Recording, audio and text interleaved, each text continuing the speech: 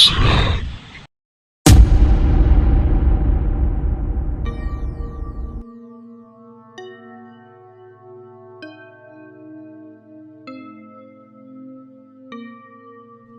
Assalamualaikum warahmatullahi wabarakatuh. Sebelumnya, saya Mr. Randi pengen ngucapin selamat tinggal 2024. Selamat tahun baru 2025. Semoga di 2025 ini semua cita-cita kita tercapai. Amin. Ngomong-ngomong tahun baru, berikut ini ada cerita horor dari subscriber kita, menceritakan tentang terdapat tradisi di sebuah desa yang tidak pernah terputus, meskipun sedikit orang yang tahu asal-usulnya. Setiap malam tahun baru, penduduk desa berkumpul di alun-alun, menyalakan lentera, dan berdoa dengan hikmat, memohon perlindungan. Tidak ada kembang api, tidak ada suara riuh, hanya doa dan penghormatan yang dipanjatkan dalam kesunyian. Legenda yang telah turun-temurun mengisahkan bahwa makhluk gaib yang menjaga desa itu hanya akan datang jika mereka dipanggil, dan jika mereka tidak dihormati, kehancuran akan mengikuti. Namun, bagi sebagian orang, ini hanya cerita belaka, sebuah mitos yang mungkin tak lebih dari sekadar ketakutan belaka. Namun, pada malam tahun baru yang kelima, seorang pemuda bernama Dani, yang tak pernah sepenuhnya mempercayai cerita-cerita itu, memutuskan untuk menggali lebih dalam. Ia tak tahu bahwa langkahnya menuju hutan akan membawanya pada kebenaran yang lebih besar dan lebih menakutkan dari apa yang pernah ia bayangkan. Jangan lupa subrek, like, dan komen.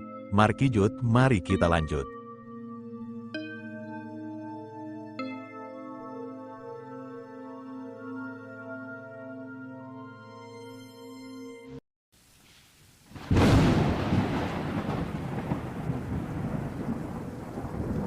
Tragedi tahun baru, di sebuah desa kecil yang sunyi, penduduknya sedang bersiap-siap menyambut malam tahun baru.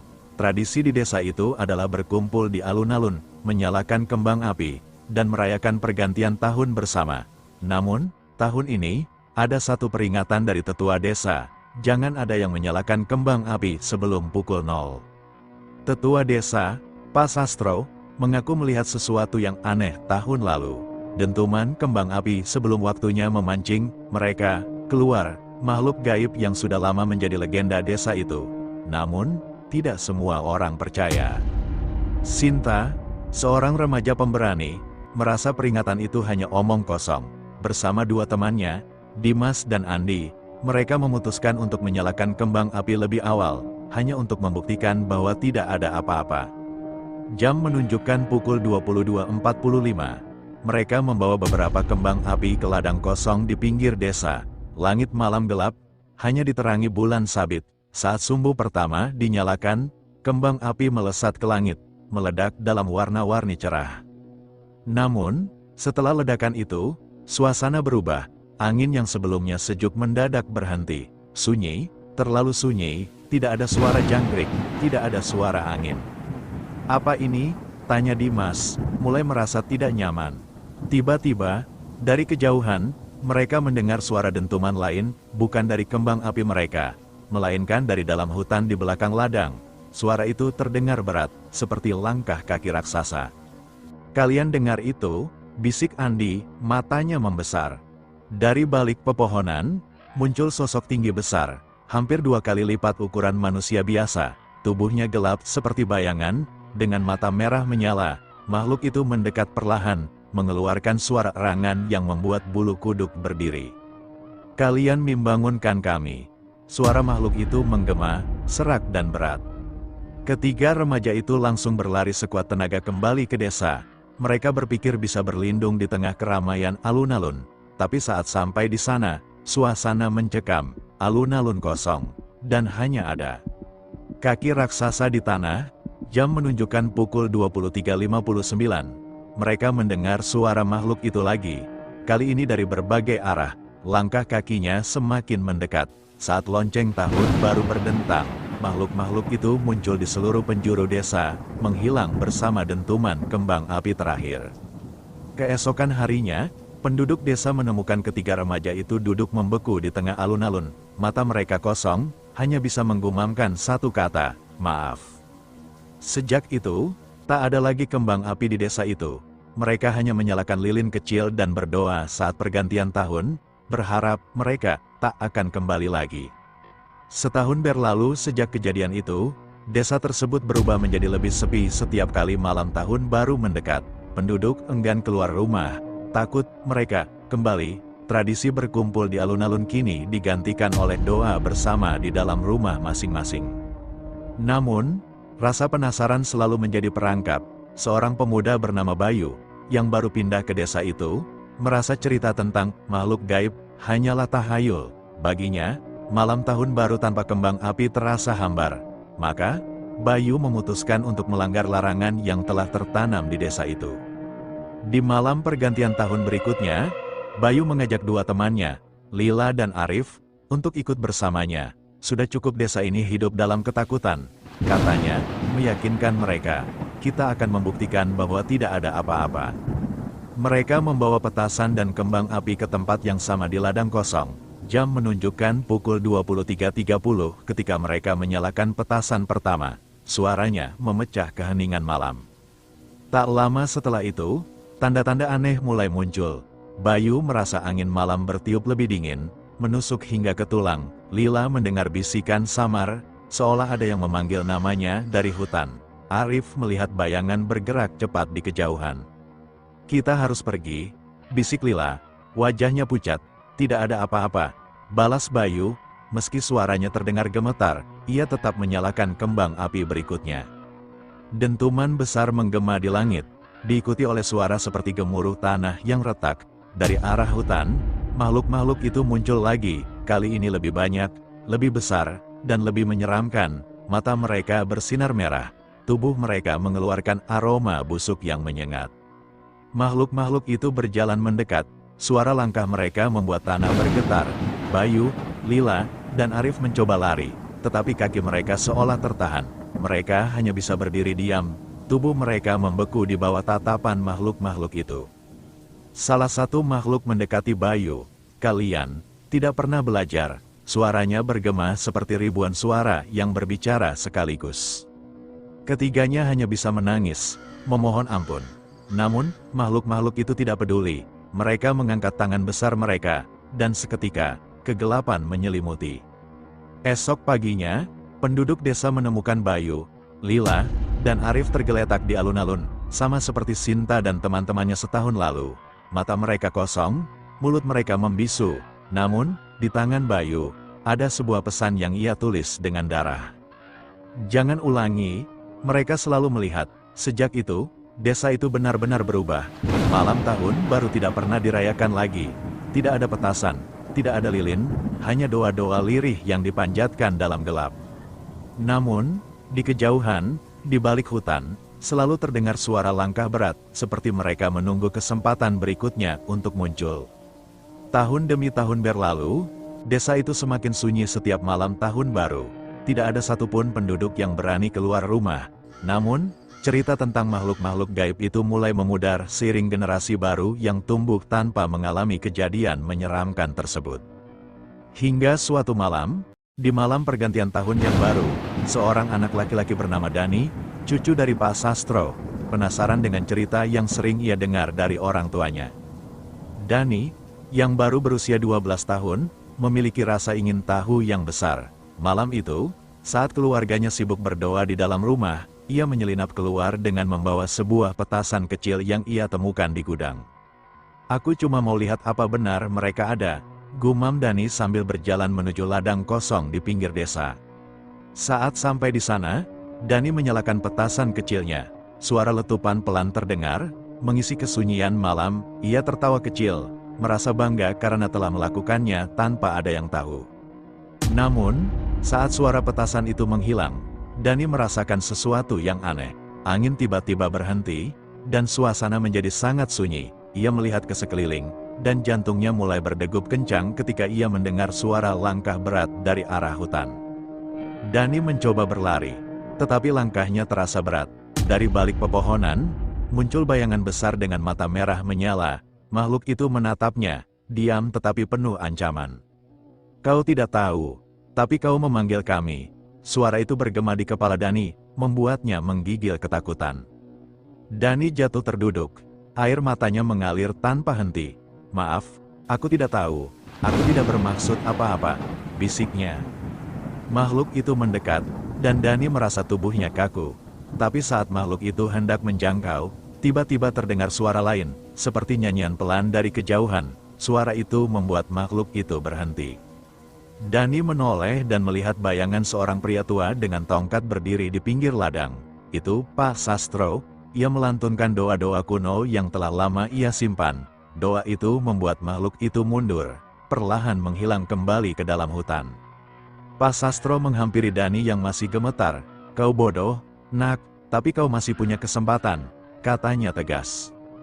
Malam itu, Pak Sastro membawa Dani kembali ke rumah dan memutuskan untuk mengumpulkan seluruh penduduk desa. Ia menceritakan semuanya, termasuk rahasia yang selama ini ia simpan. Makhluk-makhluk itu adalah penjaga dari kutukan kuno yang melindungi desa dari bencana lebih besar. Tapi setiap kali mereka dipanggil, mereka akan membawa malapetaka jika tidak dihormati.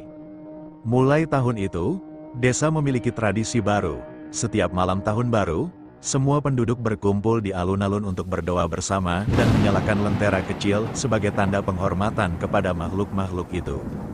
Sejak saat itu, desa tetap damai. Meski dari balik hutan, mata merah kadang masih terlihat, mengintai, memastikan bahwa manusia tidak melupakan keberadaan mereka.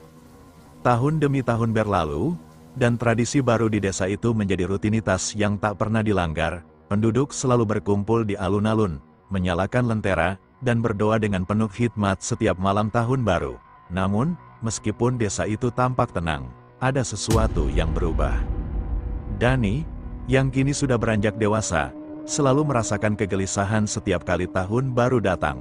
Meski ia telah menjadi bagian dari tradisi dan berusaha menghormati makhluk-makhluk itu, ia tak bisa menghapus perasaan aneh yang mengganggu setiap kali ia menyalakan lentera. Rasanya, seperti ada yang mengamatinya, menunggu. Pada malam tahun baru yang kelima sejak kejadian itu, Dani memutuskan untuk pergi ke hutan sendirian. Setelah doa bersama selesai, ia merasa ada sesuatu yang belum ia ketahui. Sesuatu yang selalu tersembunyi di balik kegelapan hutan. Ia ingin mencari tahu lebih banyak tentang makhluk-makhluk itu, dan mengapa mereka begitu mengerikan, tetapi sekaligus sangat penting bagi keseimbangan desa. Dengan langkah hati-hati, Dani masuk ke dalam hutan yang dingin dan gelap. Udara terasa berat, dan semakin dalam ia melangkah, semakin ia merasakan seolah ada mata yang mengikuti setiap gerakannya. Tak lama kemudian, ia menemukan sebuah pohon besar yang tampaknya sangat tua. Di bawah pohon itu, ada batu-batu besar yang tersusun rapi, membentuk sebuah lingkaran. Dani merasa ada sesuatu yang sangat penting di tempat itu. Seperti ada sebuah rahasia yang disembunyikan. Ia meraba batu-batu itu, mencari tahu apakah ada petunjuk apapun. Tiba-tiba, batu-batu itu bergerak sedikit, dan sebuah suara berat terdengar dari bawah tanah, seperti suara yang sangat dalam, hampir seperti gemuruh dari jauh. "Apa yang kau cari, anak muda?" Suara itu bergema di sekitar Dani, membuatnya terperangah. Dani mundur sedikit, matanya melebar. Dari dalam tanah, muncul sosok tinggi besar, dengan kulit yang gelap dan mata merah menyala. Ia adalah salah satu makhluk itu. Namun kali ini, Dani merasakan bahwa makhluk itu berbeda. Tidak ada ancaman dalam tatapannya, hanya kebijaksanaan yang mendalam.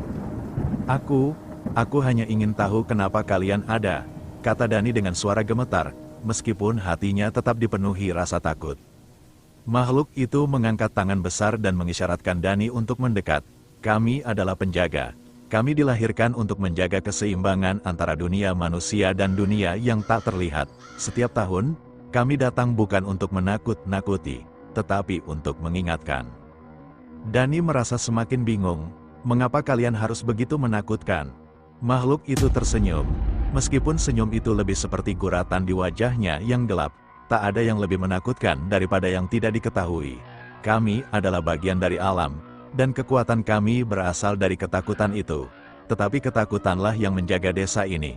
Tanpa kami, kegelapan yang lebih besar akan datang, bencana yang tak terbayangkan. Dani mencerna kata-kata itu dalam diam, mencoba memahami, apakah ada cara agar kami tak perlu takut lagi. Makhluk itu menatap Dani dengan tajam, seolah menilai keikhlasannya. Tak ada cara untuk menghilangkan ketakutan sepenuhnya. Anak muda, Ketakutan adalah bagian dari kehidupan. Namun, kalian bisa memilih untuk hidup berdampingan dengan kami. Hormati kami, dan kami akan melindungi kalian. Abaikan kami, dan kalian akan merasakan akibatnya." Dengan kata-kata itu, makhluk itu mundur kembali ke dalam tanah, menghilang begitu saja seperti tak pernah ada. Dani berdiri terdiam, merasakan beratnya pesan yang baru saja ia terima.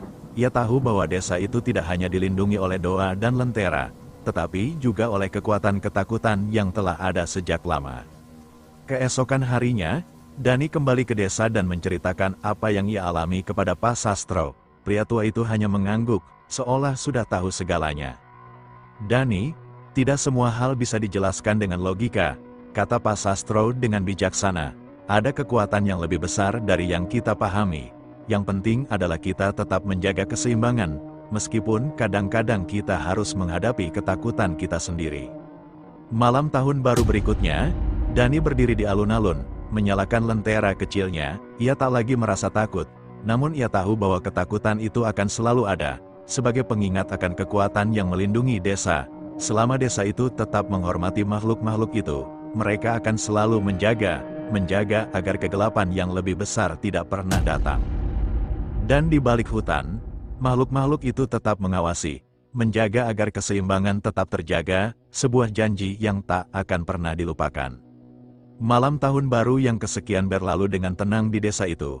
Dani kini menjadi seorang pemuda yang dihormati, bukan hanya karena ia adalah cucu Pak Sastro, tetapi karena ia memahami kebenaran yang tersembunyi di balik legenda desa.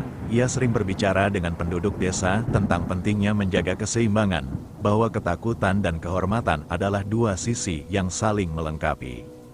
Namun, meskipun desa itu tenang, ada perasaan yang tidak bisa diabaikan. Setiap kali tahun baru mendekat, selalu ada sesuatu yang berbeda, sesuatu yang menunggu di balik hutan, menunggu saat-saat tertentu. Dani mulai merasakan bahwa meskipun ia sudah mengetahui banyak hal, masih ada satu pertanyaan yang belum terjawab, siapa atau apa yang sebenarnya mengendalikan makhluk-makhluk itu. Pada suatu malam, setelah doa bersama dan sebelum lentera dinyalakan, Dani memutuskan untuk kembali ke hutan. Kali ini, ia tidak hanya mencari tahu tentang makhluk yang menjaga desa, tetapi juga tentang sumber kekuatan mereka. Ia berjalan lebih jauh dari biasanya, melewati pepohonan yang lebih lebat dan gelap. Tiba-tiba, ia menemukan sebuah gua tersembunyi di balik semak-semak tebal. Gua itu tampak kuno, dengan pintu batu yang tertutup oleh lumut dan akar pohon. Perasaan aneh mulai menyelimuti Dani, tapi ia melangkah maju. Dorongan rasa penasaran tak bisa ia halangi. Saat Dani memasuki gua, udara di dalamnya terasa lebih berat. Di dalam, ada sebuah ruangan besar dengan dinding yang tertutup gambar-gambar kuno dan simbol-simbol yang tampaknya menceritakan kisah yang sangat tua. Di tengah gua, terdapat sebuah altar besar dengan batu hitam berkilau di atasnya. Dani mendekat ke altar itu, merasa bahwa ada sesuatu yang sangat penting di sana. Saat ia menyentuh batu hitam itu, sebuah suara keras terdengar dari dalam batu, menggetarkan seluruh gua. Tiba-tiba, bayangan gelap muncul di sekelilingnya, membentuk sosok besar dengan mata merah menyala. Bertanya lebih jauh, "Anak muda," suara itu bergema, penuh kekuatan yang menakutkan.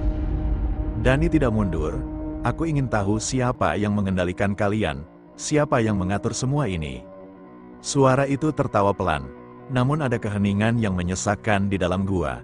"Kami adalah bagian dari kekuatan yang lebih besar, yang lebih tua dari desa ini. Kami dijaga oleh sesuatu yang lebih kuat, sesuatu yang menjaga dunia ini agar tetap seimbang.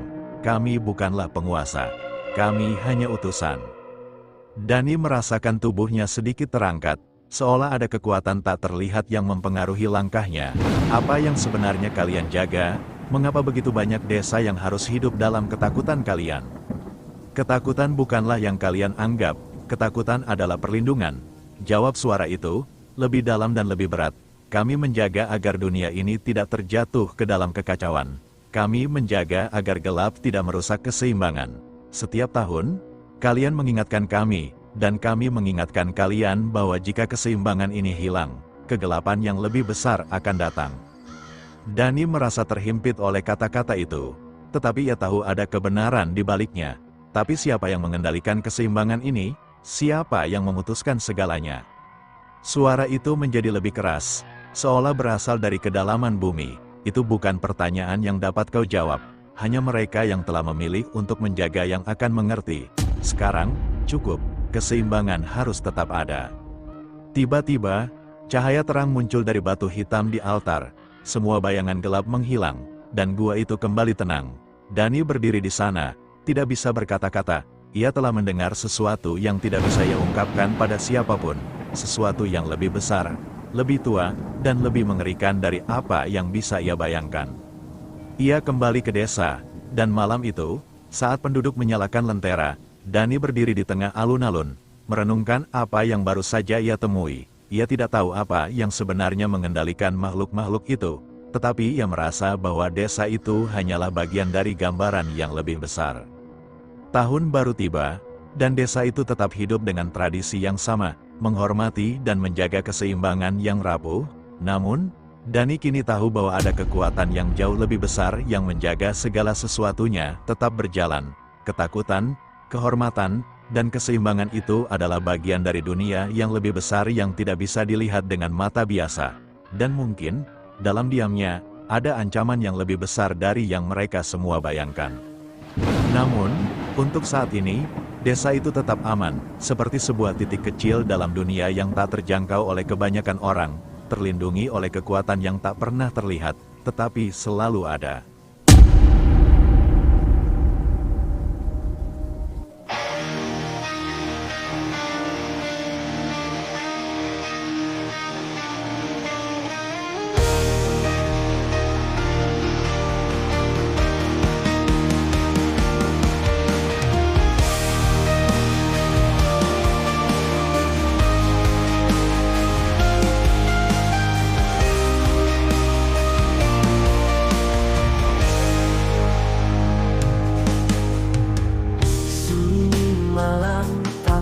Suara angin dingin menyapa dari balik jendela kusam.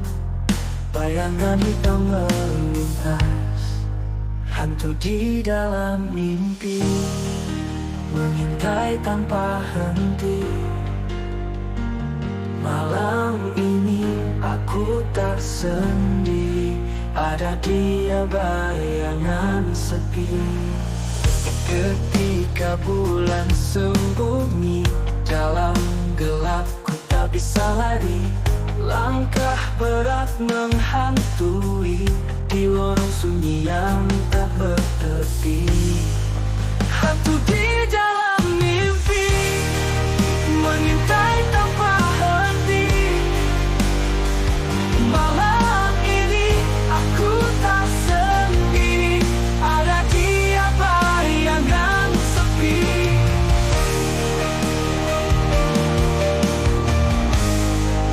Ketika bulan sembunyi dalam gelap, ku tak bisa lari. Langkah berat menghantui di lorong sunyi yang tak bertepi. Hantu di dalam mimpi, mengintai tanpa henti. Malam ini aku tak sendiri, ada dia bayangan sepi.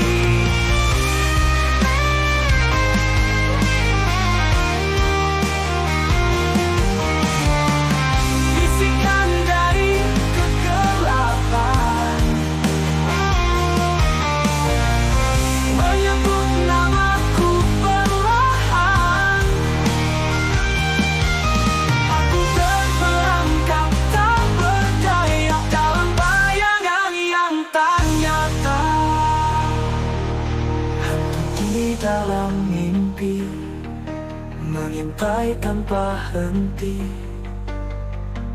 Malam ini aku tak sendiri, ada dia bayangan sepi. Sunyi kembali melintas.